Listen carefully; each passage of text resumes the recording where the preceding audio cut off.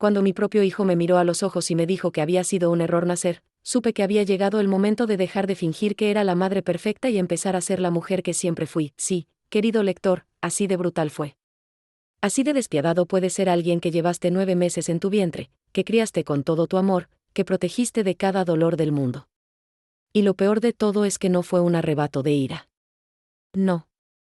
Fue calculado, frío, medido. Como si hubiera estado esperando el momento perfecto para clavarme esa daga en el corazón. ¿Todo esto te lo di yo y ahora sigues llorando? Me había preguntado mientras señalaba la casa donde vivíamos, los muebles que él había comprado, la ropa que llevaba puesta. Como si mi dolor fuera una ingratitud imperdonable. Como si mis lágrimas fueran una afrenta personal hacia él. Solo. Quiero paz. Le respondí, porque era cierto. Después de años de caminar sobre cáscaras de huevo, de medir cada palabra, de esconder quién era realmente para no incomodarlo, lo único que quería era un poco de tranquilidad en mi propia casa, pero lo que vino después. Dios mío, lo que vino después fue tan cruel que por un momento pensé que estaba teniendo una pesadilla. Madre, me dijo con esa sonrisa fría que ahora reconozco como la misma que usaba su padre, el error no fue que nacieras. El error fue que yo naciera de ti. Era imposible creer que esas palabras salieran de la boca de mi hijo. Mi hijo, al que había defendido cuando su padre lo criticaba, al que había consolado en cada fracaso, al que había mentido para proteger su autoestima. Mi hijo, por quien había renunciado a todo lo que era, en ese momento, parada en el centro comercial donde me había dejado, para que reflexionara, sin dinero, sin teléfono, sin nadie a quien llamar, entendí algo que debería haber entendido años atrás, no era yo quien tenía que cambiar. Era yo quien tenía que despertar, porque verás, querido lector, antes de continuar con esta historia que me duele tanto como me libera contar, necesitas saber algo sobre mí. Necesitas entender que la mujer que estaba parada ahí, humillada y abandonada, no era realmente yo. Era una versión manufacturada, una máscara que había usado durante tanto tiempo que casi había olvidado el rostro que había debajo. ¿Mi nombre real? Bueno, mi nombre real es lo de menos. Lo que importa es lo que soy, lo que siempre fui y lo que decidí esconder por amor. Soy una mujer que construyó un imperio antes de conocer a mi esposo. Soy una mujer que tenía poder, dinero, respeto. Soy una mujer que decidió hacerse pequeña para que otros se sintieran grandes. Mamá perfecta, me llamaban con sarcasmo. Mamá que siempre dice que sí, se burlaban. Mamá que no entiende nada del mundo real, susurraban entre ellos cuando pensaban que no los escuchaba, pero yo entendía. Y yo recordaba. Recordaba lo que se sentía tomar decisiones que afectaban a cientos de personas. Recordaba lo que era caminar por un salón y que todos voltearan por respeto, no por lástima. Recordaba lo que significaba ser temida y admirada, no despreciada y utilizada. Aquella noche, caminando por las calles vacías porque no tenía dinero ni para un taxi, tomé la decisión más importante de mi vida, iba a dejar de proteger a quienes me destruían y empezar a protegerme a mí misma, porque si algo había aprendido en mis años de sumisión forzada era esto: el amor que te exige renunciar a tu esencia no es amor. Es posesión. Es control.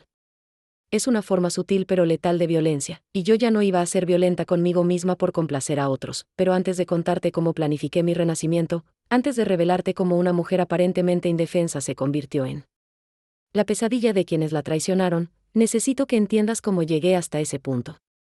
Necesito que conozcas la historia completa para que comprendas por qué lo que hice después no fue venganza, fue justicia. Fue supervivencia. Fue, finalmente, amor propio, porque cuando alguien a quien has dado todo te dice que fuiste un error, tienes dos opciones: creerle y morir en vida, o recordar quién eras antes de conocerlo y volver a serlo. Yo elegí recordar, y lo que recordé cambió todo. Mi padre siempre decía que una mujer fuerte debe saber cuándo mostrar su fortaleza y cuándo guardarla como un as bajo la manga. Nunca imaginé que seguir su consejo me llevaría a vivir una mentira durante tantos años. Crecí en una familia donde el éxito no era una opción, era una obligación. Mi abuelo había construido un negocio desde cero, mi padre lo había expandido internacionalmente, y yo estaba destinada a llevarlo aún más lejos. A los 25 años ya dirigía 3 departamentos de la empresa familiar. A los 30. Era la vicepresidenta más joven en la historia corporativa del país, tenía todo lo que una mujer podría desear: independencia económica, reconocimiento profesional, un futuro brillante trazado ante mí. Los medios de comunicación me llamaban la heredera dorada, la revolución empresarial femenina. Mi rostro apareció en portadas de revistas especializadas, fui invitada a conferencias internacionales, universidades prestigiosas querían que diera cátedras, pero había algo que me faltaba, algo que todas esas portadas y reconocimientos no podían llenar, el vacío emocional de no tener una familia propia. Trabajaba 16 horas diarias. Mi agenda estaba llena de juntas, viajes, de negocios, decisiones que afectaban miles de empleos. Era respetada, temida incluso, pero por las noches regresaba a un apartamento vacío donde el único sonido era el eco de mis pasos sobre el mármol italiano. Mis padres habían muerto en un accidente cuando yo tenía 28 años. De repente, toda esa fortaleza empresarial no significaba nada cuando no tenías a nadie con quien compartirla. El dinero, el poder, los logros. Todo se volvía hueco sin amor genuino. Fue en esa época de soledad cuando lo conocí a él. Eduardo apareció en mi vida como una brisa fresca en medio de mi rutina mecánica. No sabía quién era yo cuando nos conocimos en aquella cafetería pequeña donde había decidido esconderme de las cámaras y las entrevistas. Llevaba ropa sencilla, nada de maquillaje, el cabello recogido en una coleta simple. Por primera vez en años, era solo una mujer tomando café. Él se acercó porque había derramado accidentalmente su bebida sobre mi libro. Se disculpó con tal genuina vergüenza que me hizo reír. Una risa real, espontánea, sin cálculos estratégicos detrás. ¿Puedo invitarte otro café para compensar el desastre?, me preguntó con una sonrisa tímida. Acepté. Y por 2 horas gloriosas, fui simplemente Ana, una mujer que trabajaba en administración y que estaba cansada de la rutina. Le hablé de mi amor por la literatura, de mis ganas de viajar sin agenda de trabajo, de mi sueño secreto de tener una familia. Eduardo era maestro de primaria, divorciado, padre de 2 niños de 8 y 10 años que vivían con su exesposa pero que pasaban los fines de semana con él. Era gentil, atento, genuinamente interesado en lo que yo tenía que decir. No me interrumpía para hablar de sus propios logros, no revisaba constantemente su teléfono, no parecía estar calculando qué podía obtener de mí. Era refrescantemente normal. Durante las siguientes semanas, nos seguimos viendo en esa misma cafetería.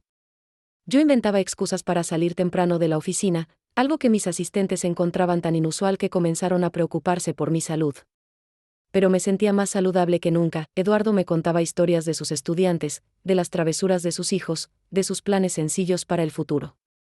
Quería comprar una casa con jardín, enseñarles a sus niños a cultivar vegetales, tal vez adoptar un perro. Sus sueños eran tan diferentes a los míos, tan humanos. Cuando finalmente me preguntó si quería conocer a sus hijos, supe que había llegado el momento de la verdad. No podía seguir fingiendo ser alguien que no era si nuestra relación iba a progresar, pero algo me detuvo. Tal vez fue la forma en que habló de su exesposa esa tarde. Era muy ambiciosa, siempre quería más dinero, más estatus, más de todo. Al final, los niños y yo no éramos suficientes para ella. La amargura en su voz cuando mencionó la ambición de su exesposa me hizo sentir un escalofrío. ¿Qué pensaría si supiera que yo era exactamente el tipo de mujer que él parecía despreciar? Que esa noche, sola en mi oficina mientras revisaba contratos millonarios, tomé una decisión que cambiaría mi vida para siempre. Le diría que era una administradora en una empresa mediana, que tenía algunos ahorros pero nada extraordinario.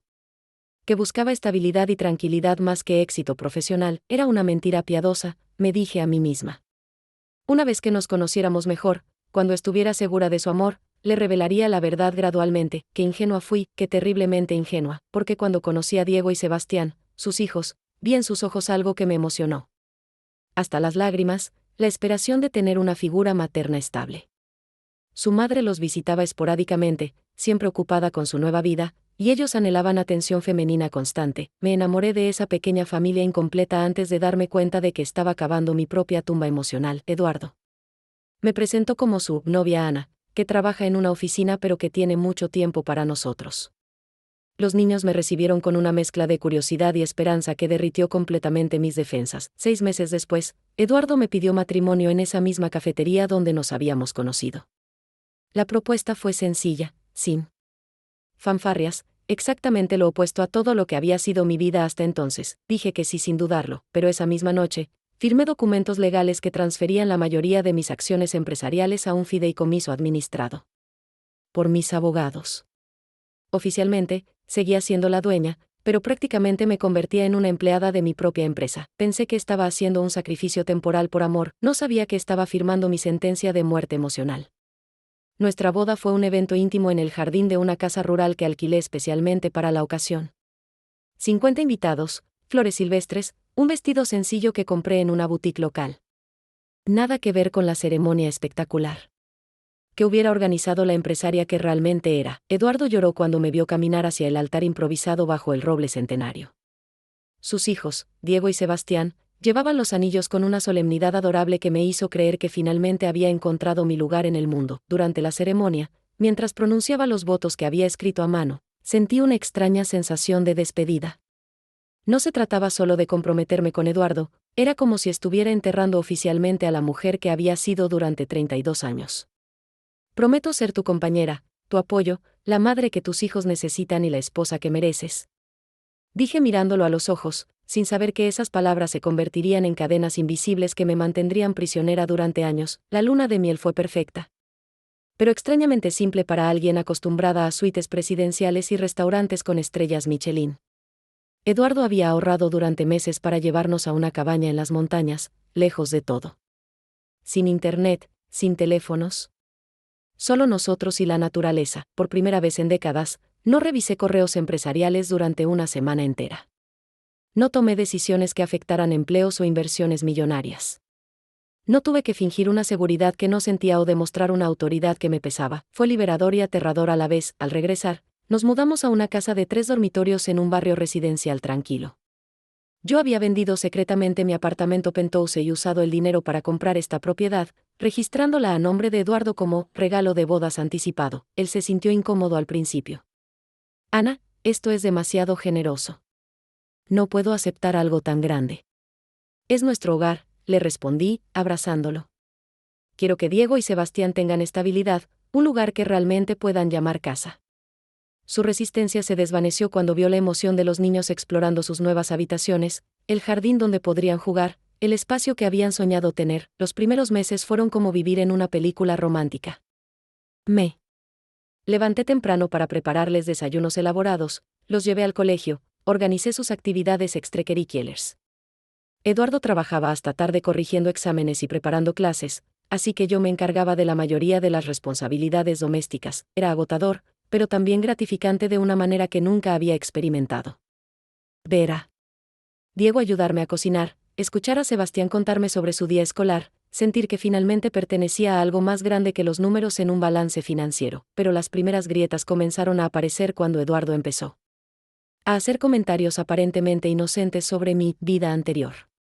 Es curioso que nunca hables de tus excolegas de trabajo, mencionó una noche mientras cenábamos. No tengo mucho que contar, respondí, sirviendo más pasta en su plato. Era un trabajo bastante rutinario. Pero debiste haber hecho amistades. Después de trabajar tantos años en el mismo lugar, la verdad era que mis relaciones profesionales habían sido estratégicas, no personales. Tenía socios de negocios, competidores, subordinados, pero pocas amistades genuinas. El poder aísla tanto como conecta. Prefiero concentrarme en nuestra familia ahora, le dije, cambiando de tema. Eduardo sonrió, aparentemente satisfecho con mi respuesta, pero noté algo en sus ojos que no había visto antes, una especie de satisfacción posesiva. Los comentarios se volvieron más frecuentes y sutiles. Cuando yo sugería restaurantes más elegantes para celebraciones especiales, él fruncía el ceño. Creo que estás desarrollando gustos muy caros, Ana. Recuerda que somos una familia de clase media. Cuando compré ropa nueva para los niños en tiendas de mejor calidad, me regañó suavemente. No queremos malcriarlos. Es importante que entiendan el valor del dinero. Pero lo más perturbador era cómo Diego y Sebastián comenzaron a cambiar conmigo. Al principio habían sido cariñosos y agradecidos, pero gradualmente desarrollaron una actitud más demandante. Diego, el mayor, empezó a cuestionar mis decisiones. ¿Por qué tengo que hacer la tarea ahora? Mi mamá biológica nunca me obligaba. Sebastián desarrolló berrinches cuando no obtenía lo que quería inmediatamente. No eres mi mamá real. No puedes decirme qué hacer. Eduardo minimizaba estos episodios. Son niños, Ana. Están adaptándose. Necesitas ser más paciente. pero yo había dirigido equipos de cientos de personas. Había manejado crisis corporativas. Negociado con sindicatos, tomado decisiones bajo presión extrema. La paciencia no era el problema. El problema era que estaba permitiendo un nivel de irrespeto que jamás habría tolerado en ningún otro contexto. Una noche, después de que Sebastián me gritara porque no quise comprarle un juguete costoso en el centro comercial, traté de hablar con Eduardo sobre establecer límites más claros. Creo que necesitamos reglas más consistentes, le dije mientras nos preparábamos para dormir. Los niños necesitan estructura, consecuencias claras. Eduardo me interrumpió con una expresión que no había visto antes, molestia genuina. Ana, ellos ya han pasado por mucho con el divorcio. Lo último que necesitan es una madrastra estricta que trate de cambiar todo lo que conocen. La palabra, madrastra, me golpeó como una bofetada. Llevábamos casados apenas 8 meses, pero Eduardo ya me estaba reduciendo a un estereotipo negativo. No estoy tratando de ser estricta, respondí cuidadosamente. Solo quiero ayudar a crear un ambiente familiar saludable. Tal vez el problema es que no entiendes cómo funciona una familia real, dijo, dándome la espalda. Has vivido sola tanto tiempo que has olvidado que criar niños requiere flexibilidad, no control corporativo. Control corporativo. Ahí estaba. Había usado una frase que revelaba más de lo que pretendía sobre sus verdaderos sentimientos hacia mi pasado profesional. Esa noche me quedé despierta mirando el techo, preguntándome cuándo había comenzado a sentirme como una extraña en mi propia casa. La respuesta llegó unas semanas después, cuando escuché accidentalmente una conversación telefónica entre Eduardo y su exesposa. La nueva esposa está bien, le decía. Es manejable. No como tú, que siempre querías competir conmigo. Esta solo quiere cocinar y limpiar, como debe ser. Se rieron juntos, y en esa risa compartida entendí algo que me heló la sangre. Eduardo no me había elegido a pesar de creer que yo era simple y sumisa, me había elegido precisamente por eso. Después de escuchar esa conversación, me encerré en el baño y por primera vez en meses me miré realmente en el espejo. La mujer que me devolvía la mirada era irreconocible.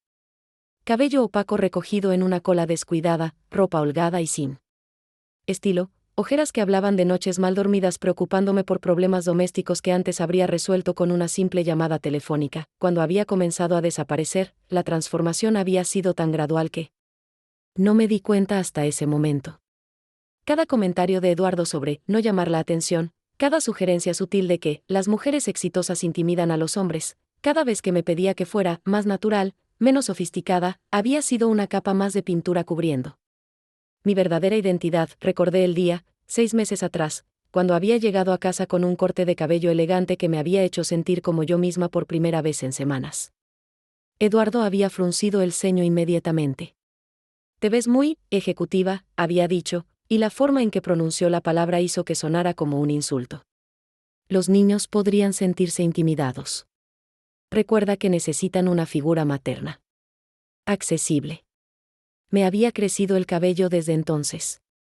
Sin darme cuenta, había comenzado a vestirme más modestamente, a hablar más suavemente, a ocupar menos espacio en las conversaciones familiares. Había estado borrándome a mí misma pedazo por pedazo. Esa noche, mientras Eduardo dormía, saqué mi laptop personal del armario donde la había escondido meses atrás. Mis manos temblaron al encenderla. Durante todo este tiempo había delegado completamente la administración de mis negocios en mis abogados y contadores, recibiendo reportes mensuales básicos pero manteniéndome alejada de las operaciones diarias. Los números en la pantalla me dejaron sin aliento. En mi ausencia, la empresa no solo había mantenido su rentabilidad, sino que había crecido exponencialmente. Las inversiones que había autorizado antes de casarme se habían multiplicado, nuevos contratos internacionales habían sido firmados. Y mi patrimonio personal había aumentado en un 40%. Era más rica y poderosa que nunca, pero vivía como una empleada doméstica sin sueldo. La ironía era tan absurda que tuve que contener una risa histérica. Mientras Eduardo se preocupaba por el costo de los zapatos escolares de los niños, yo tenía suficiente dinero para comprar la escuela entera, pero lo más revelador fue encontrar una carpeta que mi asistente legal había creado discretamente. Un informe de investigación sobre Eduardo Ramírez. Al parecer, mis abogados habían estado más atentos de lo que imaginaba. Habían investigado a mi esposo sin que yo se lo pidiera, como medida de protección estándar para proteger mis activos. Lo que descubrí esa madrugada cambió por completo mi percepción de los últimos 2 años. Eduardo no había sido completamente honesto sobre su situación financiera. Su exesposa no lo había dejado por ambición desmedida, sino porque había descubierto que él tenía deudas de juego que habían puesto en riesgo la casa familiar. Ella se había llevado a los niños y había luchado por la custodia porque Eduardo había mentido repetidamente sobre su adicción. Los ahorros que había usado para nuestra luna de miel provenían de un préstamo que aún estaba pagando.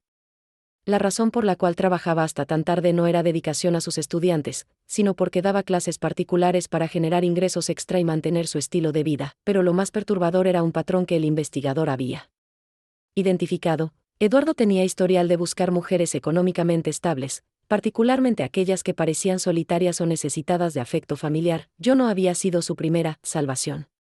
Había habido al menos 2 relaciones anteriores con mujeres profesionales que habían terminado cuando ellas comenzaron a cuestionar su comportamiento controlador. Una de sus exnovias había dejado testimonio con un abogado después de que Eduardo intentara acceder a sus cuentas bancarias usando información personal que había obtenido durante la relación. Me quedé allí sentada hasta el amanecer, leyendo documento tras documento, sintiendo como cada página destruía la fantasía romántica que había construido alrededor de nuestro matrimonio. No había sido amor a primera vista. Había sido un cazador reconociendo a su presa. Eduardo había identificado perfectamente mi vulnerabilidad, una mujer exitosa pero emocionalmente aislada, desesperada por formar una familia, dispuesta a sacrificar su identidad por pertenecer a algo. Había calculado cada movimiento. La cafetería donde nos conocimos estaba cerca del edificio corporativo donde yo trabajaba. Había estado frecuentando ese lugar durante semanas, observando, esperando el momento correcto. La historia sobre su exesposa ambiciosa era una mentira diseñada para que yo sintiera la necesidad de demostrar que era diferente, más humilde, más dispuesta a conformarme con menos. Incluso su propuesta de matrimonio había sido estratégica. Me había pedido que me casara con él justo cuando yo estaba en mi momento más vulnerable emocionalmente, después de haber pasado meses aislándome de mi vida anterior. Cerré la laptop sintiendo náuseas. No era solo que hubiera sido engañada. Era que había sido tan predeciblemente manipulable. Durante las siguientes semanas, continué con mi rutina doméstica mientras procesaba internamente esta revelación. Preparaba desayunos, llevaba a los niños al colegio, limpiaba la casa, pero cada acción se sentía como una actuación en una obra de teatro absurda. Eduardo notó mi distracción pero la malinterpretó completamente. «Te ves más relajada últimamente», comentó una noche mientras cenábamos. «Al principio pensé que te costaría adaptarte a la vida familiar, pero ahora veo que finalmente has encontrado tu lugar». Diego asintió con la solemnidad de un adulto. «Sí, Ana. Antes parecías siempre preocupada por algo, pero ahora eres más normal». Normal. Esa palabra resonó en mi cabeza durante días. Para ellos, normal significaba invisible, silenciosa, disponible constantemente para satisfacer sus necesidades sin tener ninguna propia. Sebastián, que ahora tenía 12 años, había desarrollado una actitud particularmente despectiva hacia mí. «¿Por qué siempre preguntas si necesitamos algo?», me había gritado el día anterior. «Obviamente necesitamos cosas. Para eso estás aquí». Cuando traté de corregir su tono irrespetuoso, Eduardo intervino inmediatamente. «Ana, está pasando por una etapa difícil. No necesita más presión». Pero yo sabía que no era una etapa. Era el resultado natural de enseñarle a un niño que las mujeres existían para servirlo sin esperar nada a cambio. Una tarde, mientras organizaba la ropa de Eduardo, encontré un cuaderno escondido en el fondo de su closet. Mi curiosidad pudo más que mi sentido de privacidad, especialmente después de todo lo que había descubierto. Las páginas contenían una especie de diario, pero no del tipo romántico que esperarías de un hombre enamorado. Eran notas estratégicas, observaciones calculadas sobre mi comportamiento, planes para mantener a Ana enfocada en la familia. Ana respondió bien cuando mencioné que las mujeres ambiciosas destruyen familias, había escrito. Importante reforzar esta idea regularmente. Cada vez que Ana muestra seguridad excesiva, recordarle sutilmente que los niños necesitan una figura materna humilde. Ana tiene tendencias controladoras que deben ser redirigidas hacia tareas domésticas para evitar conflictos familiares. La última entrada me quitó el aire de los pulmones. Ana parece haberse adaptado completamente. No muestra señales de querer regresar a su vida anterior. La transformación está casi completa. Transformación. Como si yo fuera un proyecto de renovación, no una persona. Esa noche, después de que todos se durmieran, volví a mirarme en el espejo del baño. Pero esta vez no vi a una mujer desconocida y opaca, vi a alguien que había estado hibernando durante 2 años, esperando el momento correcto para despertar. La máscara que había elegido usar por amor se había convertido en una prisión. Pero las prisiones tienen llaves, y yo acababa de encontrar la mía. Era hora de recordarles a todos quién era realmente Ana, y esta vez, no iba a pedir permiso para existir. El primer indicio de que algo estaba fundamentalmente roto en mi matrimonio llegó 3 meses después de mi descubrimiento nocturno. Había decidido mantener mi nueva conciencia en secreto mientras observaba cuidadosamente los patrones de comportamiento de mi familia adoptiva. Lo que vi me enfermó el alma. Un martes por la tarde, mientras recogía la casa después de que todos hubieran salido, encontré una conversación de WhatsApp abierta en el teléfono de Diego, que había olvidado sobre la mesa de la cocina. Normalmente respetaba la privacidad de los muchachos, pero algo en la pantalla encendida captó mi atención. Era un chat grupal llamado Casa de Locos, donde Diego, Sebastián y Eduardo intercambiaban mensajes durante el día. Lo que leí me dejó paralizada durante varios minutos. ¿Ya llegó la sirvienta?, había escrito Eduardo a las 2:30 de la tarde. Sí, está preparando la cena, respondió Diego. Le dije que quería pizza, pero insistió con esa comida casera aburrida. Déjala que cocine. Es lo único que sabe hacer bien, había comentado Sebastián, seguido de varios emojis riéndose. Eduardo había respondido: recuerden que Ana es sensible. No sean muy duros con ella o se pondrá dramática. La conversación continuaba con bromas sobre mis hábitos de limpieza, comentarios despectivos sobre mi obsesión por mantener la casa ordenada, y referencias a mí como la nueva esposa. Nunca por mi nombre cuando hablaban entre ellos, pero lo que más me dolió fue un intercambio reciente. Diego: ¿creen que Ana sospecha algo sobre mamá biológica?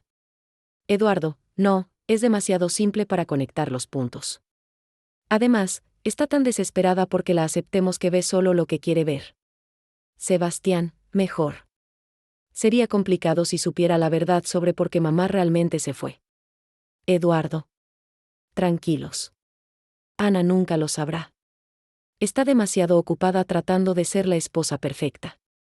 La verdad sobre por qué su madre se fue. ¿Qué verdad era esa que yo desconocía? Esa noche, fingí dolor de cabeza para acostarme temprano y poder investigar sin ser interrumpida. Usar mis contactos profesionales para obtener información personal se sentía éticamente cuestionable, pero necesitaba respuestas. Lo que descubrí sobre Patricia, la ex esposa de Eduardo, destrozó completamente la narrativa que había creído durante 2 años. Patricia no era la mujer ambiciosa y fría que Eduardo había descrito. Era una psicóloga infantil que había luchado durante años para proteger a Diego y Sebastián de los episodios violentos de su padre. Sí, Eduardo había tenido problemas con el juego, pero eso era solo la superficie. Los registros judiciales mostraban múltiples denuncias por violencia doméstica que habían sido retiradas cuando Eduardo prometía cambiar y buscar ayuda. El divorcio se había finalizado cuando Patricia documentó que Eduardo estaba manipulando psicológicamente a los niños, enseñándoles a mentir sobre los incidentes violentos y a culpar a su madre por exagerar situaciones normales. La razón por la cual Diego y Sebastián vivían principalmente con Eduardo no era porque Patricia fuera una madre ausente, sino porque Eduardo había contratado abogados especializados en alienación parental y había logrado convencer a un juez de que Patricia estaba envenenando a los niños contra su padre. Los niños habían sido deliberadamente entrenados para rechazar a su madre y ver su comportamiento protector como traición. Patricia había perdido la custodia no por negligencia, sino por el contrario, por tratar de proteger demasiado a sus hijos de un padre manipulador, y ahora yo entendía por qué Diego y Sebastián me trataban con tanto desprecio. No era solo falta de respeto adolescente, era un comportamiento aprendido. Eduardo les había enseñado que las mujeres eran objetos intercambiables, que podían ser reemplazadas cuando ya no fueran útiles. Yo no era su nueva madre. Era su nueva víctima. Los días siguientes fueron una revelación constante de señales que había ignorado sistemáticamente, la forma en que Eduardo desestimaba mis opiniones en conversaciones familiares, pero luego repetía mis ideas como si fueran suyas, como los niños habían aprendido a interrumpirme constantemente sin que Eduardo jamás los corrigiera. pero exigía completo silencio cuando él hablaba, la manera sutil en que Eduardo saboteaba mis intentos de disciplinar a los muchachos, socavando mi autoridad y luego culpándome cuando ellos se comportaban mal, las bromas constantes sobre mi inexperiencia como madre. Mi falta de entendimiento sobre cómo funcionan las familias reales, mi tendencia a complicar cosas simples. Cada comentario aparentemente inocente había sido una gota de veneno diseñada para erosionar mi confianza y hacerme dependiente de su aprobación, pero la gota que derramó el vaso llegó un viernes por la noche, durante una cena familiar que había preparado cuidadosamente para celebrar el cumpleaños número 13 de Sebastián. Había pasado todo el día cocinando sus platillos favoritos, decorando la casa, organizando una pequeña fiesta con sus amigos. Eduardo había prometido llegar temprano del trabajo para ayudar, pero apareció 2 horas tarde, claramente habiendo bebido con sus colegas. Perdón, dijo, tambaleándose ligeramente. Se me olvidó completamente que era hoy. Los amigos de Sebastián ya se habían ido. El pastel estaba seco de tanto esperar. El ambiente festivo se había evaporado. Sebastián exploró con una furia que me sorprendió por su intensidad. Esto es tu culpa, Ana. Debiste recordarle a papá. Para eso estás aquí. Sebastián, intenté calmarlo, no es mi responsabilidad recordar. Cállate, gritó, tirando su plato al suelo. No eres mi madre. Mi madre real nunca habría dejado que esto pasara. Diego se unió inmediatamente. Ana solo sabe cocinar y limpiar. No entiende nada sobre familias. Esperé que Eduardo interviniera, que defendiera el esfuerzo que había puesto en la celebración, que corrigiera el comportamiento irrespetuoso de sus hijos. En lugar de eso, se sentó pesadamente en su silla y me miró con expresión de fastidio. Ana, ¿por qué no empiezas a limpiar este desastre? Los niños están alterados y necesitan calmarse. Eduardo, dije cuidadosamente, creo que deberíamos hablar sobre el respeto en esta casa. No, interrumpió Sebastián. No queremos más conversaciones aburridas sobre respeto. Queremos que limpies y nos dejes en paz. Eduardo no dijo nada. Simplemente asintió como si el comportamiento de su hijo fuera perfectamente razonable. Fue en ese momento que algo se rompió definitivamente dentro de mí. No fue dramático ni explosivo. Fue como si un interruptor se hubiera apagado silenciosamente. Me levanté de la mesa, recogí mi bolso y caminé hacia la puerta. ¿A dónde vas?, preguntó Eduardo, aunque su tono sugería más molestia que preocupación. A recordar quién soy, respondí sin voltear. Salí de la casa y conduje hasta el hotel más caro de la ciudad. Había tomado una decisión, iba a pasar la noche en un lugar que reflejara mi verdadero patrimonio, rodeada de lujo que había ganado con mi propio esfuerzo, sin pedir permiso a nadie. Por primera vez en 2 años, me registré en una suite usando mi tarjeta de crédito corporativa. La recepcionista me reconoció inmediatamente. Señora Mendoza. Qué placer verla de nuevo. La suite presidencial, como siempre. Sí, respondí, sintiendo que mi postura se enderezaba automáticamente. Y necesito una cita en el spa para mañana temprano. Corte de cabello, maquillaje, manicura. Todo. Esa noche, acostada en sábanas de seda egipcia, mirando las luces de la ciudad desde el piso 24. Tomé la decisión más importante de mi vida adulta. Ya no iba a fingir ser pequeña para que otros se sintieran grandes, ya no iba a pedir disculpas por existir en mi propia vida, y definitivamente no iba a tolerar ni un día más de abuso disfrazado de familia. Era hora de que Ana Mendoza regresara oficialmente del exilio que se había autoimpuesto por amor, pero esta vez, regresaría con una ventaja que no había tenido antes. Conocía exactamente quiénes eran mis enemigos y qué tan subestimada me habían tenido. Error fatal de su parte. Desperté en aquella suite de hotel sintiendo como si hubiera salido de un coma de 2 años. El sol matutino entraba a través de las cortinas de seda, iluminando una habitación que reflejaba el nivel de vida que había abandonado voluntariamente. Por una fantasía familiar que nunca fue real, mi teléfono mostraba 17 llamadas perdidas de Eduardo y 23 mensajes de texto que oscilaban entre fingida preocupación y irritación apenas disimulada. Ana, ¿dónde estás? Los niños están preocupados. Esto es muy inmaduro de tu parte. Necesitamos hablar como adultos. Ya es suficiente drama. Regresa a casa ahora. Si no contestas en 1 hora, asumiré que algo malo te pasó y llamaré a la policía. La progresión de sus mensajes era fascinante desde una perspectiva psicológica. Comenzaba con manipulación emocional, escalaba a condescendencia, y terminaba con amenazas veladas.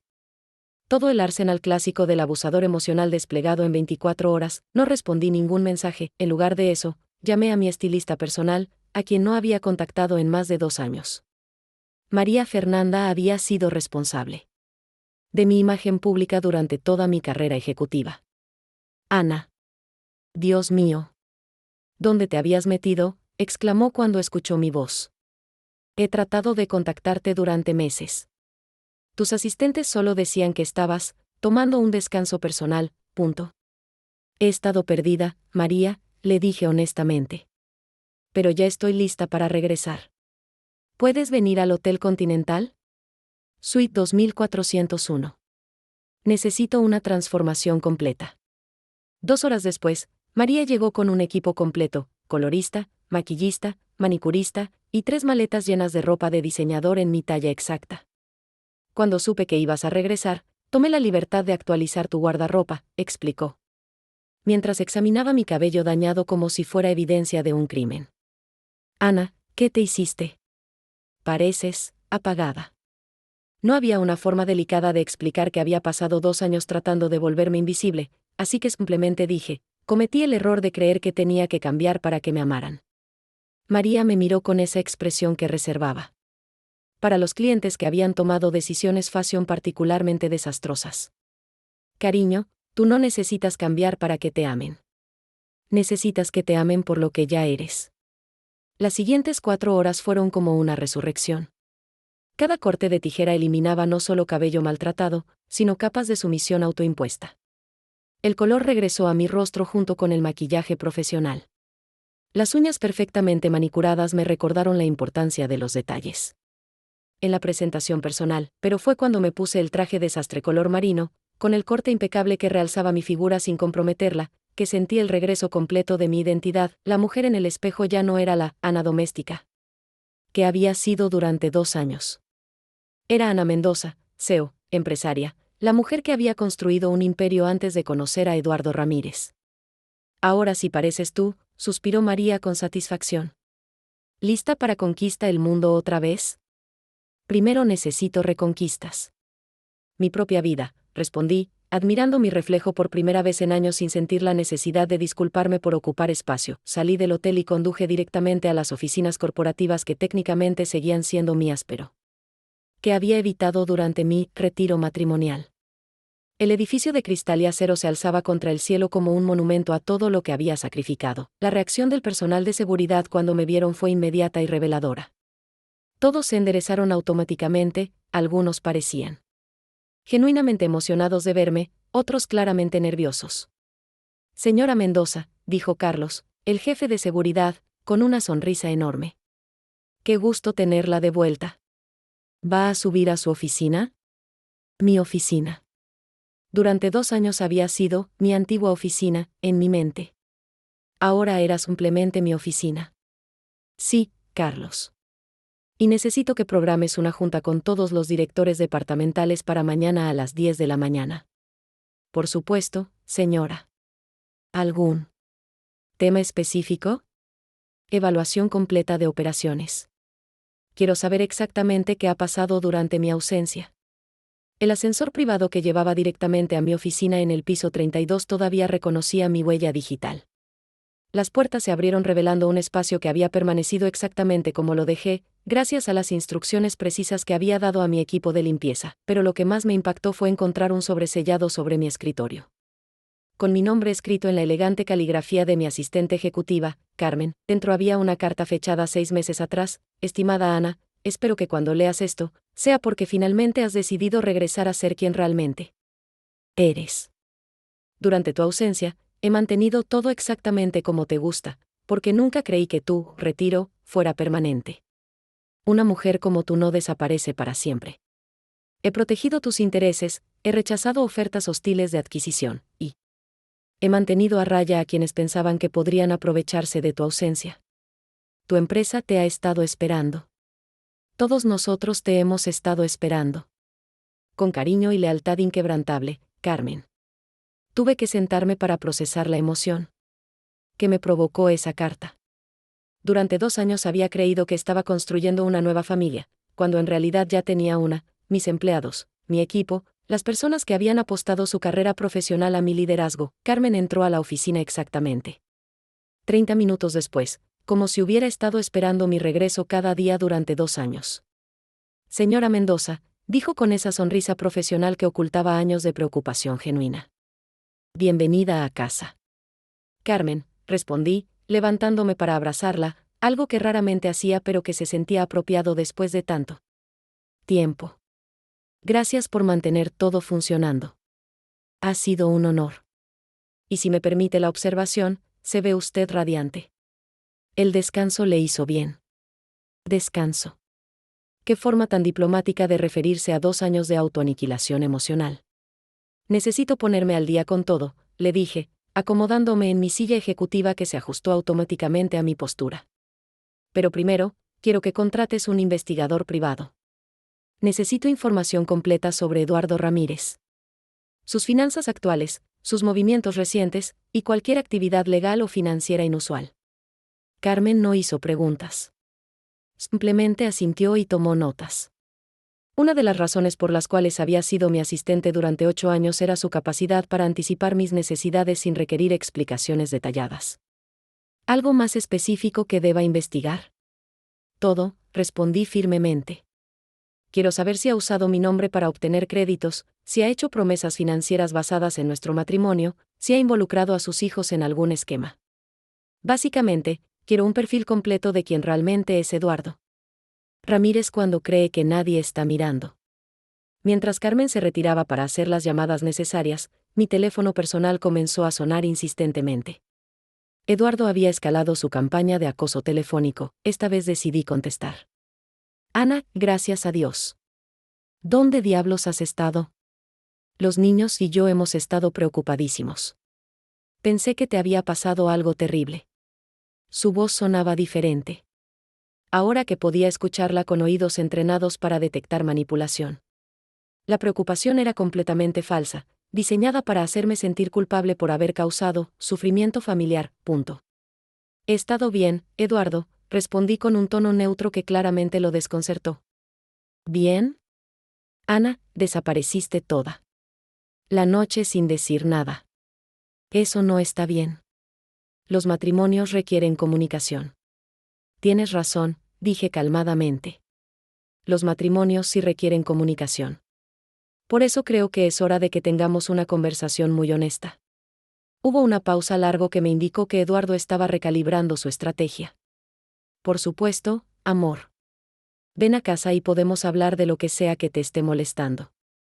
Sé que anoche las cosas se pusieron un poco tensas, pero sabes cómo son los niños cuando están cansados. Niños cansados. Como si el comportamiento abusivo fuera una fase natural del desarrollo infantil. No voy a ir a casa todavía, Eduardo. Necesito tiempo para pensar. ¿Tiempo para pensar sobre qué? Su tono comenzaba a mostrar irritación real. Ana, esto es ridículo. No puedes huir cada vez que tengas un problema familiar. No estoy huyendo, respondí, mirando por la ventana de mi oficina hacia la ciudad que se extendía bajo mis pies. Estoy recordando. ¿Recordando qué? Recordando quién era antes de conocerte. Recordando lo que se siente tomar decisiones. Sin pedir permiso. Recordando que tengo valor más allá de mi capacidad para cocinar y limpiar. El silencio del otro lado de la línea fue absoluto. Finalmente, Eduardo habló con una voz que no había escuchado antes. Fría, calculadora, despojada de toda pretensión de afecto. Ana, dijo lentamente, creo que estás teniendo algún tipo de crisis nerviosa. Tal vez deberías buscar ayuda profesional. Y ahí estaba. El último recurso del manipulador, sugerir. Que la víctima estaba mentalmente inestable cuando comenzaba a cuestionar la realidad que él había construido para ella. Tienes razón, Eduardo, respondí con una calma que claramente no esperaba. Definitivamente voy a buscar ayuda profesional. Empezando con mis abogados. Colgué antes de que pudiera responder. Por primera vez en 2 años, me sentí completamente en control de mi propia vida, y eso era solo el comienzo. Los siguientes días fueron una masterclass en investigación privada y estrategia legal que me recordó por qué había llegado tan lejos en el mundo corporativo. Cada movimiento era calculado, cada decisión respaldada por evidencia sólida. El investigador que Carmen había contratado, un ex detective llamado Roberto Vázquez, resultó ser extraordinariamente eficiente.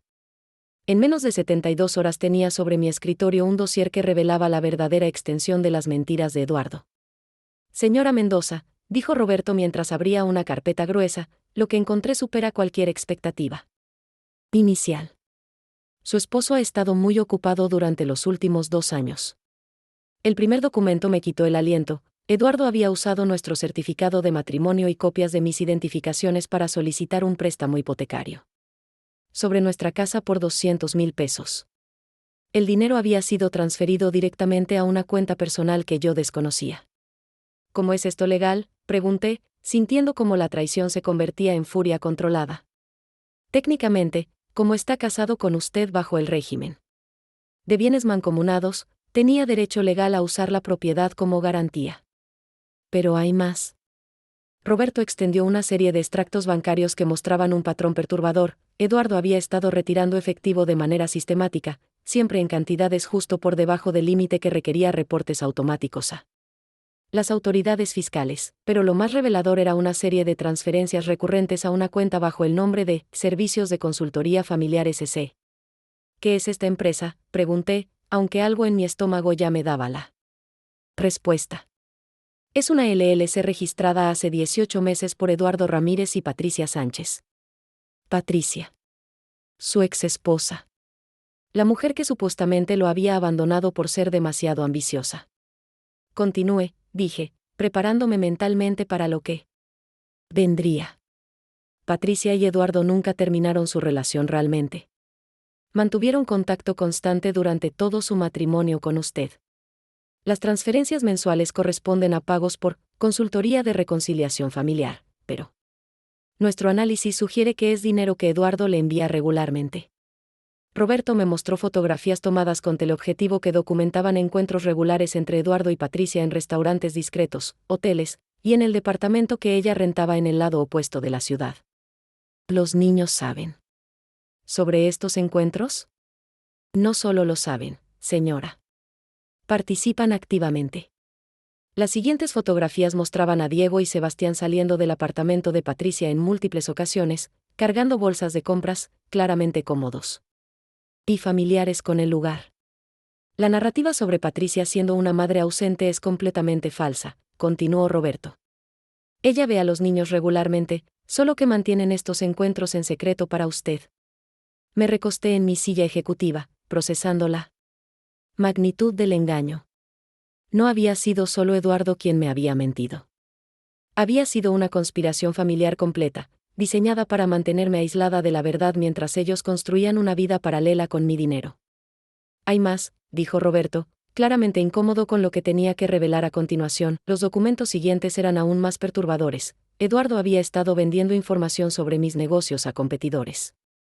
Había copiado documentos confidenciales de mi oficina casera, había grabado conversaciones telefónicas que yo había tenido con socios comerciales, y había usado su acceso a mi correspondencia personal para obtener inteligencia empresarial.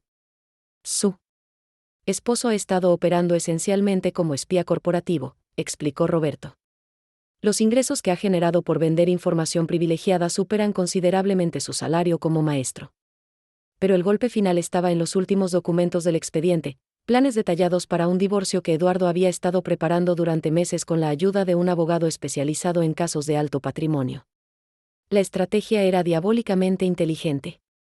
Eduardo planeaba provocar una crisis emocional en mí, documentar mi inestabilidad mental, y luego solicitar el divorcio alegando que yo había desarrollado problemas psicológicos que ponían en riesgo el bienestar de los niños. Sus abogados habían identificado que podía reclamar la mitad de todos los bienes adquiridos durante nuestro matrimonio, incluyendo las ganancias de inversiones que habían crecido mientras estuvimos casados.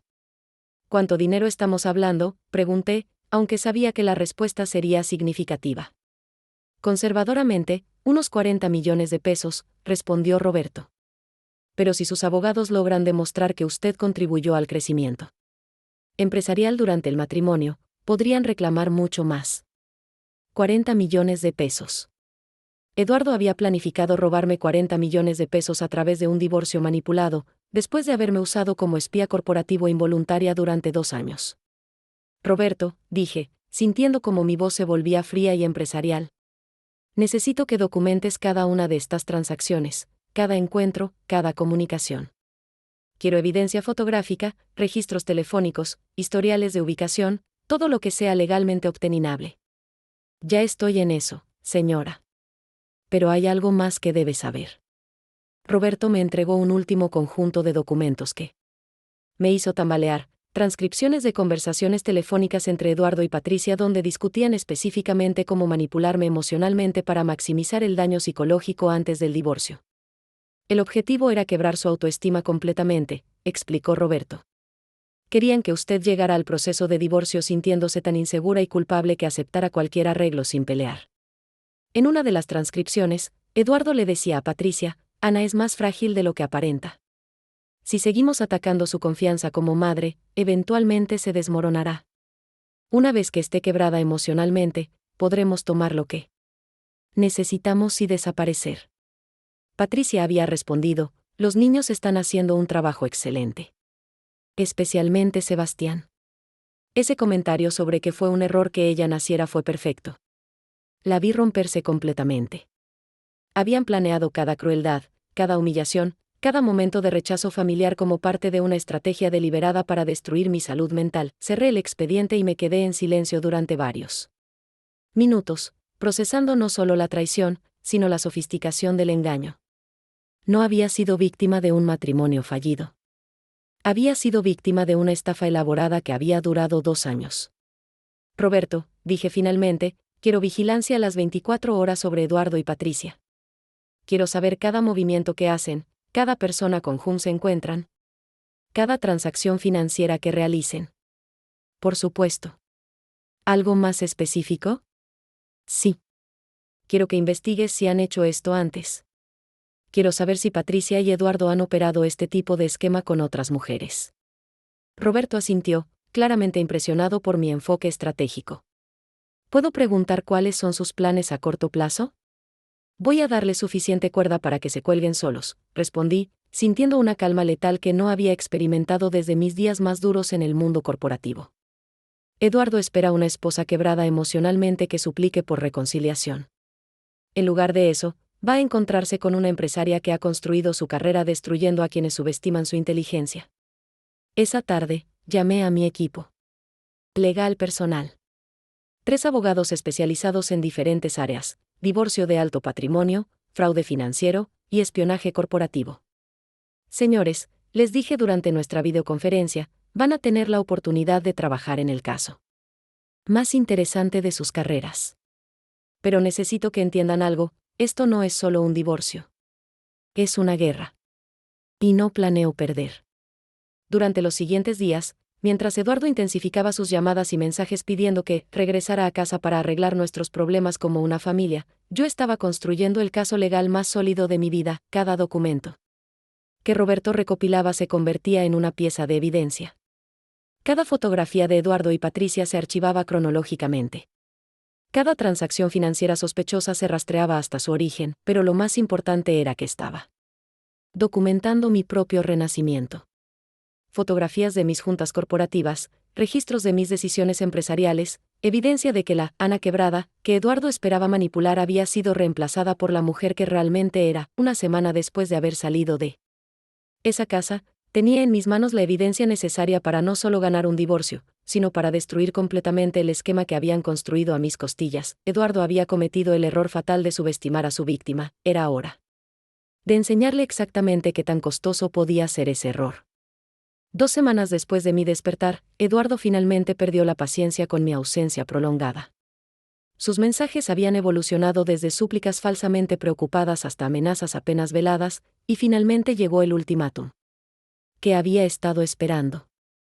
Ana, esto ya es suficiente. O regresas a casa hoy mismo o voy a tener que tomar decisiones difíciles sobre nuestro matrimonio. Los niños necesitan estabilidad, no una esposa que huye cuando las cosas se ponen complicadas. Era exactamente la apertura que necesitaba. En lugar de responder por mensaje, decidí hacer algo que sabía lo desestabilizaría completamente: aparecí sin aviso en la escuela donde trabajaba, llegué durante su hora de almuerzo, cuando sabía que estaría en la sala de maestros. Llevaba puesto un traje de diseñador color gris oscuro, tacones que añadían 10 centímetros a mi estatura, y el tipo de presencia que había perfeccionado durante años de juntas corporativas de alto nivel. La transformación física era solo la superficie. Lo que realmente había cambiado era mi energía interna. Caminaba como alguien que poseía todo lo que veía, porque esencialmente era cierto. La reacción del personal administrativo fue inmediata y reveladora. La secretaria de la escuela me reconoció de inmediato, aunque habían pasado 2 años desde que alguien me había visto en mi verdadera forma. Señora Mendoza. No. No esperábamos verla aquí, tartamudeó la secretaria, claramente confundida por mi apariencia profesional versus la imagen de esposa modesta de maestro, que Eduardo había cultivado cuidadosamente. Necesito hablar con Eduardo, dije con el tono que usaba para dar órdenes que no admitían discusión. Es urgente. Me dirigieron hacia la sala de maestros donde Eduardo estaba almorzando con sus colegas. Cuando abrí la puerta y entré, el silencio fue instantáneo y absoluto. Eduardo se quedó paralizado con un bocado de sándwich a medio camino hacia su boca. Sus ojos recorrieron mi apariencia de pies a cabeza, procesando la transformación radical que había experimentado en 2 semanas. Ana, dijo finalmente, con una voz que intentaba sonar casual pero que traicionaba su shock completo. ¿Qué? ¿Qué estás haciendo aquí? Vine a responder tu ultimátum, respondí, manteniendo mi voz perfectamente modulada. Dijiste que querías tomar decisiones difíciles sobre nuestro matrimonio. Perfecto. Yo también. Los otros maestros claramente percibían la tensión, pero ninguno se movió para irse. Era como si estuvieran presenciando algo que sabían que sería memorable. Ana, tal vez deberíamos hablar de esto en privado, murmuró Eduardo, levantándose de su silla con movimientos nerviosos. No veo por qué, respondí, sacando mi teléfono y activando la aplicación de grabación de voz. Después de todo, has estado discutiendo nuestra vida privada con tanta gente últimamente. Patricia, tus abogados, probablemente algunos de tus colegas aquí presentes. La mención del nombre de Patricia hizo que Eduardo se pusiera visiblemente pálido. Sus compañeros de trabajo intercambiaron miradas confundidas, claramente sin entender la referencia pero percibiendo la importancia del momento. Eduardo, continué, disfrutando cada segundo de su incomodidad, ¿quieres contarles a tus amigos sobre tu empresa de consultoría familiar? ¿O prefieres que yo les explique cómo has estado monetizando nuestro matrimonio? Ana, estás actuando irracionalmente, dijo, tratando de recuperar el control de la situación. Claramente necesitas ayuda, lo interrumpí, permitiendo que una sonrisa fría se dibujara en mis labios. Tienes razón. He estado recibiendo mucha ayuda últimamente. Ayuda de investigadores privados, ayuda de abogados especializados en fraude matrimonial, ayuda de auditores forenses. Eduardo se sentó pesadamente, como si sus piernas hubieran dejado de sostenerlo. ¿Sabías?, continué, disfrutando plenamente su descompostura, que el espionaje corporativo es un delito federal? ¿O que usar documentos de identidad falsificados para préstamos hipotecarios puede resultar en hasta 10 años de prisión? Ana, yo no sé de qué estás hablando, tartamudeó, pero su voz carecía completamente de convicción. Por supuesto que no, respondí, abriendo mi bolso y sacando una carpeta. Por eso traje algunas ayudas visuales. Extendí sobre la mesa fotografías de Eduardo y Patricia en restaurantes, extractos bancarios que mostraban las transferencias ilegales, y copias de los documentos de préstamo falsificados. Los maestros que estaban presentes se inclinaron involuntariamente para ver mejor, fascinados por el drama que se desarrollaba ante ellos. Eduardo, dije, recogiendo las fotografías y guardándolas cuidadosamente, quiero que sepas que aprecio mucho estos 2 años que hemos estado casados. Me han enseñado cosas invaluables sobre mí misma. Ana, podemos arreglar esto, susurró, con los ojos llenos de pánico. Todo puede explicarse. Podemos ir a terapia de parejas. No necesito terapia de parejas, respondí, colocándomelos lentes de sol que había traído específicamente para este momento. Necesito un buen abogado de divorcios. Afortunadamente, tengo 3. Me dirigí hacia la puerta, pero me detuve justo antes de salir para el golpe final. Ah, Eduardo, una cosa más. Espero que hayas disfrutado viviendo en esa casa, porque técnicamente es mía. ¿Cómo verás cuando recibas los papeles de desalojo mañana por la mañana? Salí de la sala de maestros sintiendo como si hubiera completado la presentación más satisfactoria de mi carrera, pero esa confrontación pública era solo el aperitivo. El plato principal vendría cuando enfrentara a Diego y Sebastián. Esa tarde, me presenté en la casa que técnicamente era mía pero que no había pisado en 2 semanas. Los niños estaban haciendo tarea en el comedor cuando entré usando mi propia llave. La reacción de ambos fue fascinante de observar. Sebastián, que ahora tenía 14 años, fue el primero en verme. Su expresión pasó de sorpresa a confusión a algo que podría haber sido miedo cuando procesó mi transformación completa. Ana, dijo Diego, levantando la vista de sus libros. ¿Eres tú? Sí, Diego, respondí, quitándome los lentes de sol y colocándolos cuidadosamente sobre la mesa. Soy yo. O más precisamente, soy quien siempre fui antes de decidir fingir ser alguien más para hacerlos sentir cómodos. Ambos niños se quedaron en silencio, claramente sin saber cómo procesar esta versión de mí que nunca habían conocido realmente. ¿Dónde has estado?, preguntó Sebastián, con un tono que intentaba sonar desafiante pero que traicionaba su inseguridad. He estado recordando quién soy, respondí, sentándome en la silla que había sido mía durante 2 años pero que nunca realmente me había pertenecido. Y haciendo algunas investigaciones muy interesantes.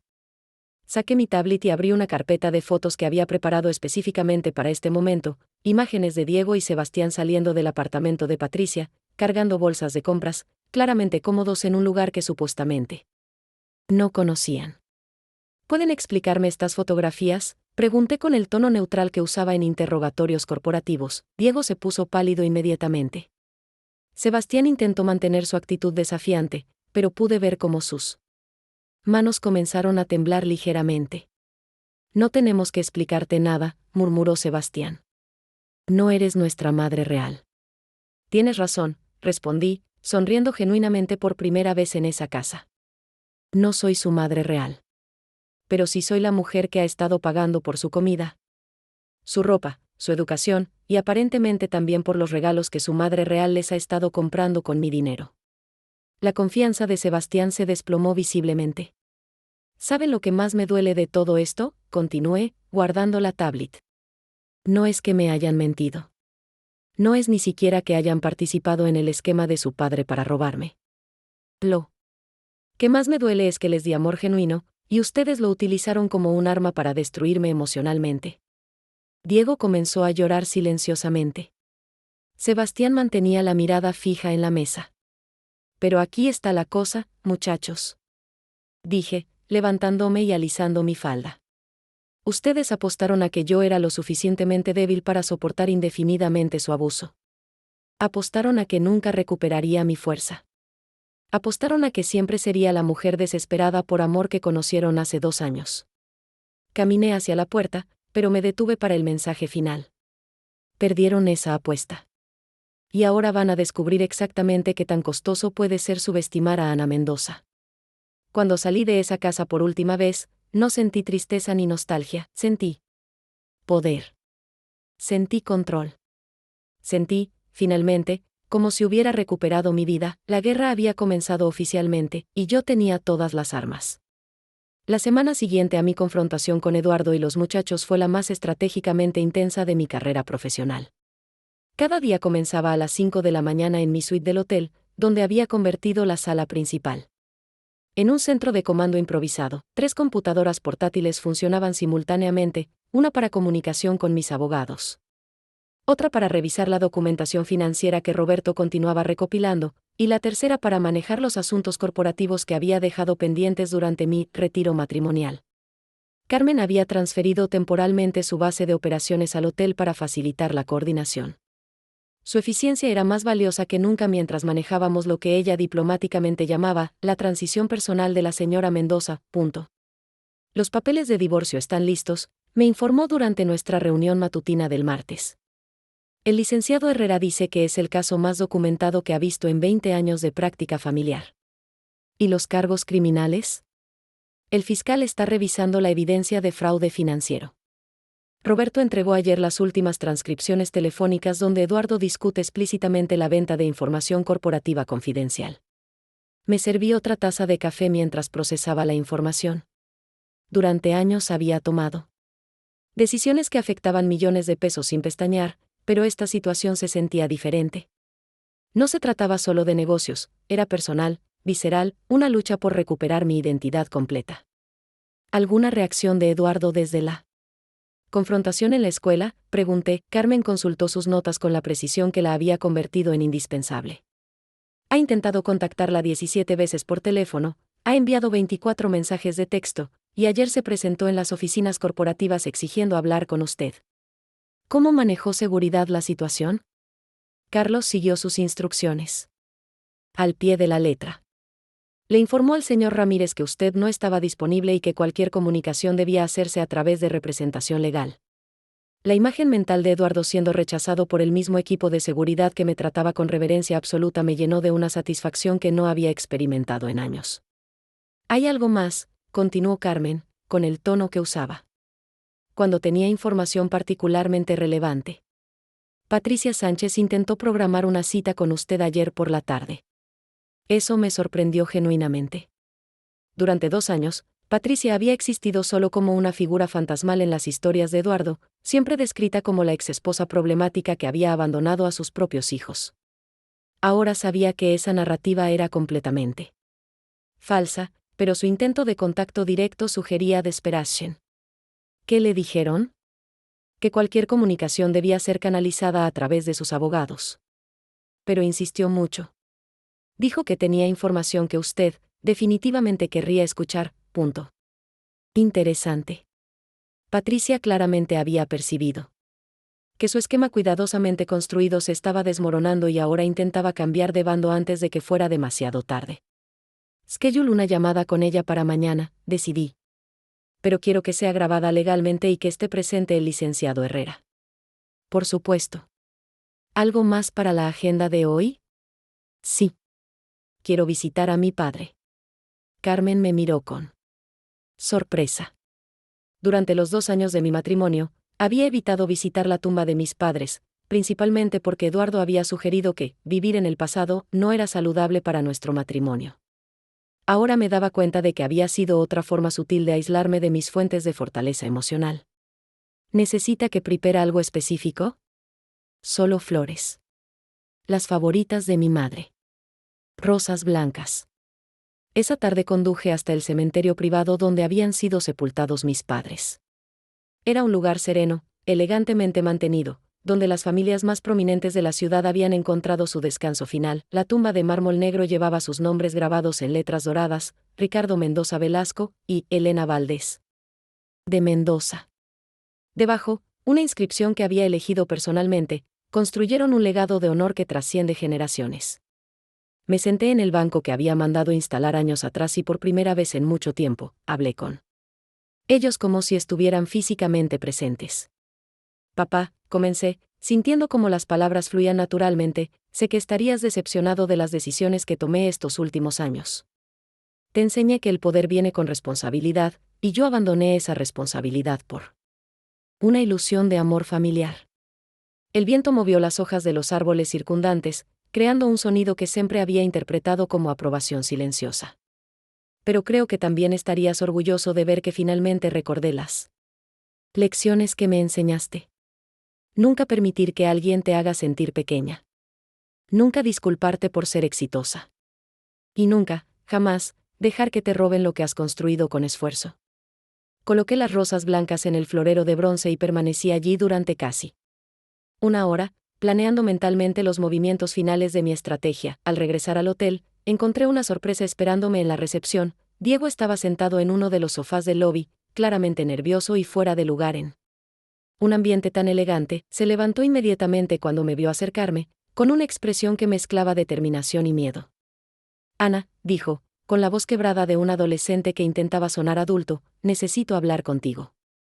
¿Dónde están tu padre y Sebastián?, pregunté, manteniendo mi distancia física y emocional. No saben que estoy aquí. Tomé 3 autobuses para llegar. Necesitaba decirte algo antes de que fuera demasiado tarde. Su sinceridad aparente me intrigó, pero años de experiencia corporativa me habían enseñado a desconfiar de conversaciones emocionales no programadas. Muy bien. Pero esta conversación será grabada y tendrá lugar en presencia de mi asistente. Diego. Asintió desesperadamente. Está bien. Solo, por favor, escúchame. Subimos a mi suite, donde Carmen se unió a nosotros con discreción profesional. Diego se sentó en el borde de la silla como si estuviera en una entrevista de trabajo, las manos temblando visiblemente. Ana, comenzó, mirándome directamente a los ojos por primera vez desde que lo conocía, todo lo que te hicimos estuvo mal. Completamente mal. Y yo sabía que estaba mal mientras lo hacíamos. ¿Por qué participaste entonces? Porque papá nos dijo que era temporal. Nos dijo que tú tenías mucho dinero escondido y que si lográbamos que te sintieras mal contigo misma por un tiempo, eventualmente nos darías acceso a ese dinero y entonces podríamos ser una familia real otra vez. La honestidad brutal de su respuesta era sorprendente. Diego había sido manipulado tanto como yo, solo que de una manera diferente. Nos dijo que las mujeres ricas siempre intentan comprar amor, y que si éramos lo suficientemente crueles contigo, eventualmente nos ofrecerías cualquier cosa para que te aceptáramos. ¿Y tu madre biológica? ¿Qué papel jugaba ella en todo esto? Diego bajó la mirada, claramente avergonzado. Mamá nos enseñó exactamente qué decir para lastimarte. Nos dijo que las mujeres como tú tenían puntos débiles específicos, relacionados con no ser madres reales, y que si atacábamos esos puntos, podrías quebrarte emocionalmente. La confesión era aún más perturbadora de lo que había imaginado. Patricia no había sido simplemente cómplice, había sido la arquitecta psicológica del abuso emocional. ¿Por qué me estás contando esto ahora, Diego? Porque ayer papá nos dijo que ya no importaba ser crueles contigo porque la zorra había mostrado sus verdaderos colores, y ahora ibas a intentar quitarnos todo como venganza. Diego se limpió las lágrimas que habían comenzado a caer. Pero Ana, yo no quiero que nos quites todo. Quiero pedirte perdón.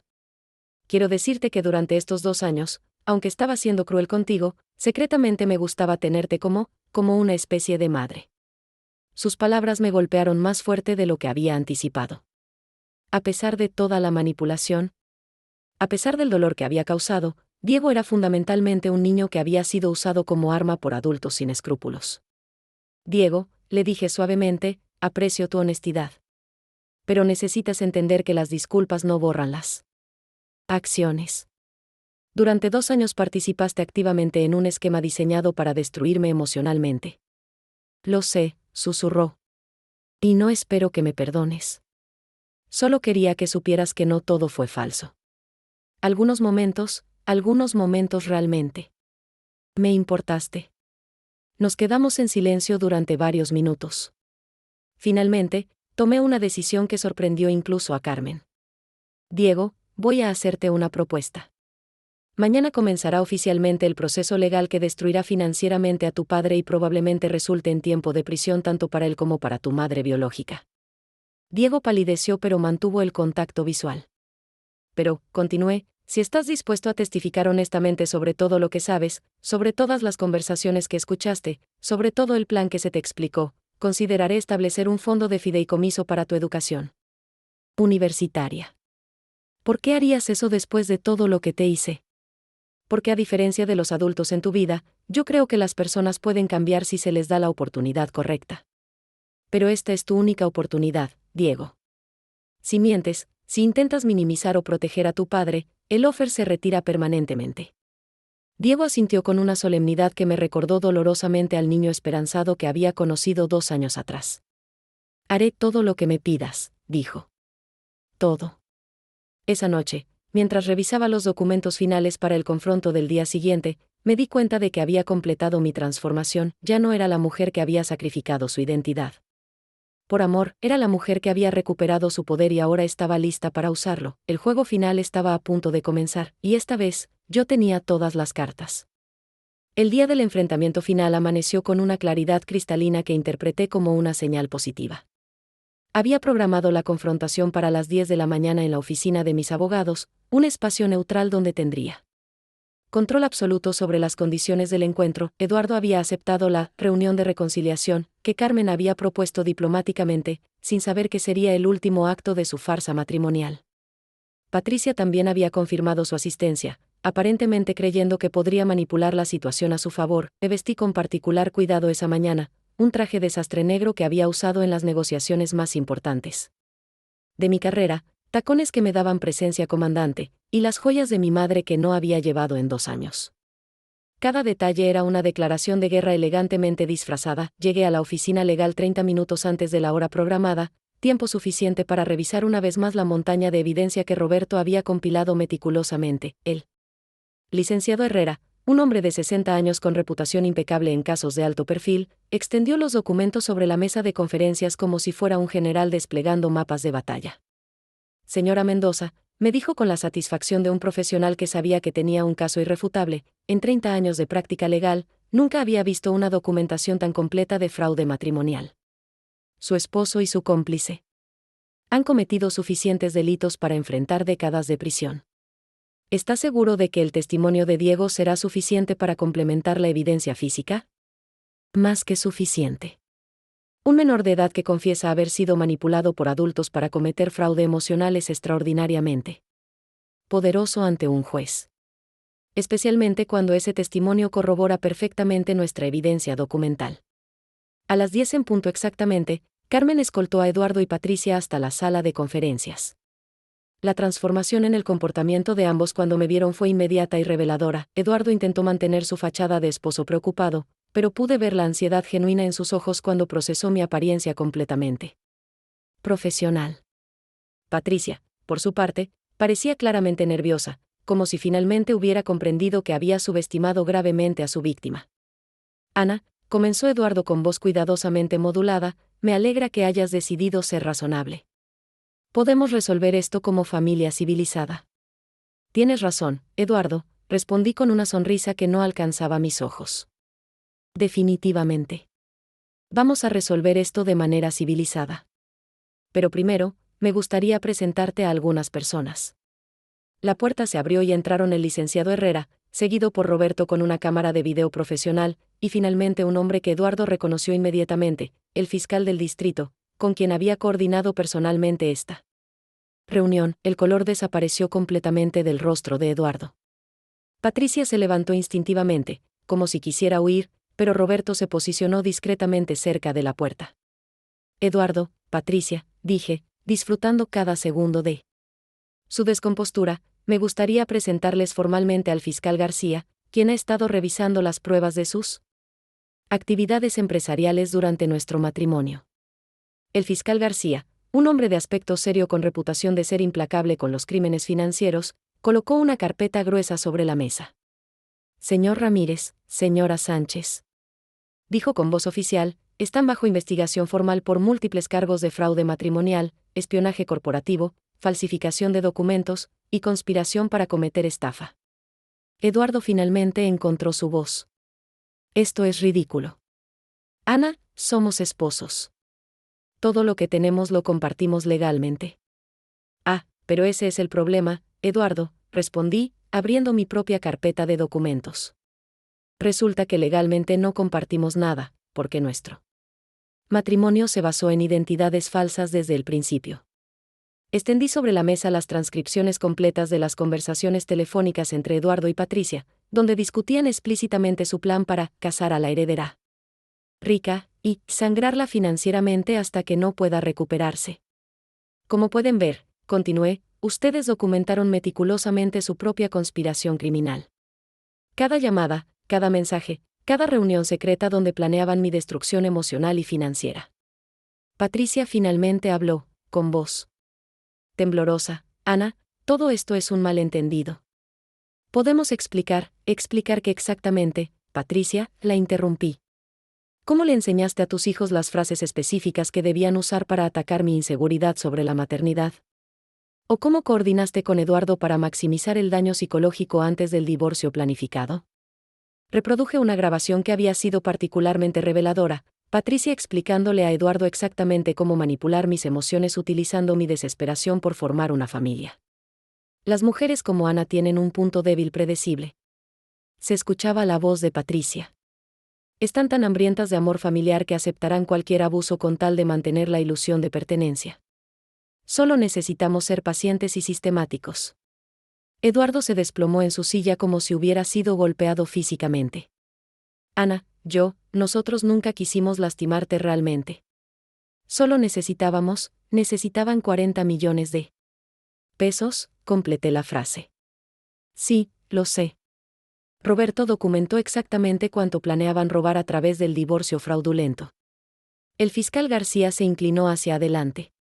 Señor Ramírez, señora Sánchez, tienen derecho a representación legal, pero debo informarles que la evidencia contra ustedes es abrumadora.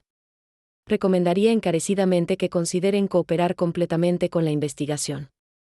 ¿Qué significa eso exactamente?, preguntó Patricia, con pánico evidente en su voz. Significa, respondí, levantándome y caminando hacia la ventana que daba a la ciudad, que tienen una oportunidad de minimizar el daño confesando completamente y devolviendo todo el dinero que robaron. Alternativamente, pueden pelear los cargos y enfrentar las consecuencias máximas. Me volví hacia ellos. Con la expresión que había perfeccionado durante años de negociaciones despiadadas. Pero entiendan esto claramente, yo ya no soy la mujer desesperada que conocieron hace 2 años. Soy Ana Mendoza, y cuando Ana Mendoza decide destruir a alguien, ese alguien queda completamente destruido. Eduardo intentó un último recurso. De manipulación. Ana, ¿qué hay de Diego y Sebastián? ¿Vas a destruir a los niños también? Curiosamente, Eduardo, Diego me visitó ayer. Confesó completamente su participación en el esquema y se ofreció a testificar contra ustedes a cambio de una oportunidad de redemption. La traición de su propio hijo fue el golpe final.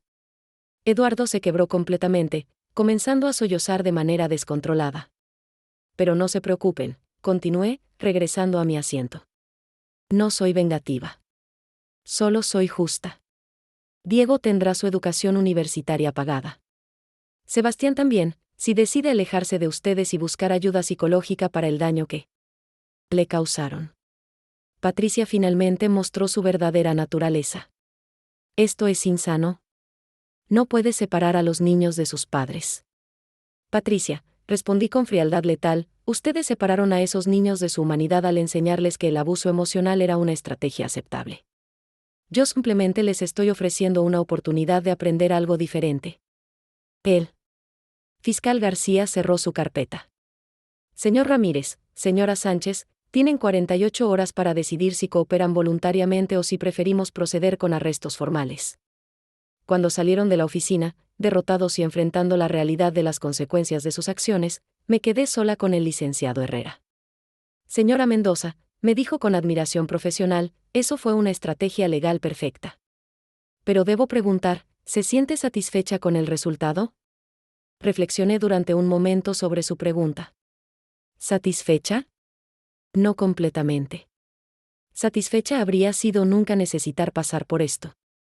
Pero me siento completa. ¿Completa? Completa. Porque finalmente entendí que el amor verdadero nunca requiere que renuncies a tu esencia. Completa porque recuperé no solo mi dinero y mi dignidad, sino mi capacidad de protegerme a mí misma. Y completa porque aprendí que la soledad elegida es infinitamente mejor que la compañía que te destruye. 6 meses después, Eduardo y Patricia fueron condenados a 8 años de prisión cada uno. Devolvieron todo el dinero robado, más intereses y penalizaciones.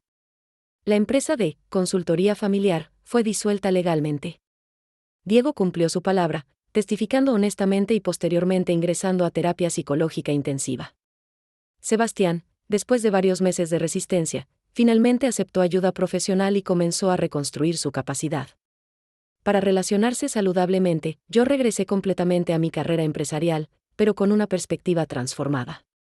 Había aprendido que el poder sin autoconocimiento es vacío, pero el autoconocimiento sin poder es impotencia. Nunca me volví a casar. No porque fuera incapaz de amar, sino porque aprendí a amarme a mí misma lo suficiente como para nunca más aceptar menos de lo que merezco. Ahora, cuando jóvenes empresarias me piden consejos sobre balancear carrera y vida personal, les digo lo que me hubiera gustado que alguien me dijera a mí: nunca te hagas pequeña para que otros se sientan grandes. El amor verdadero celebra tu grandeza, no la teme. Y cuando me preguntan si me arrepiento de esos 2 años de matrimonio, respondo honestamente, no me arrepiento, porque esa experiencia me enseñó algo invaluable, que la dignidad personal no es negociable, que el respeto propio no es opcional, y que ninguna relación vale la pena si el precio es tu alma. Hoy, a los 42 años, soy más poderosa, más sabia, y más auténtica de lo que nunca había sido. Construyo un imperio empresarial aún más grande, pero más importante, construyo una vida donde nunca más tengo que pedir permiso para existir. Esa es mi verdadera victoria, no la venganza contra quienes me lastimaron, sino la recuperación completa de quien siempre fui destinada a ser. Fin.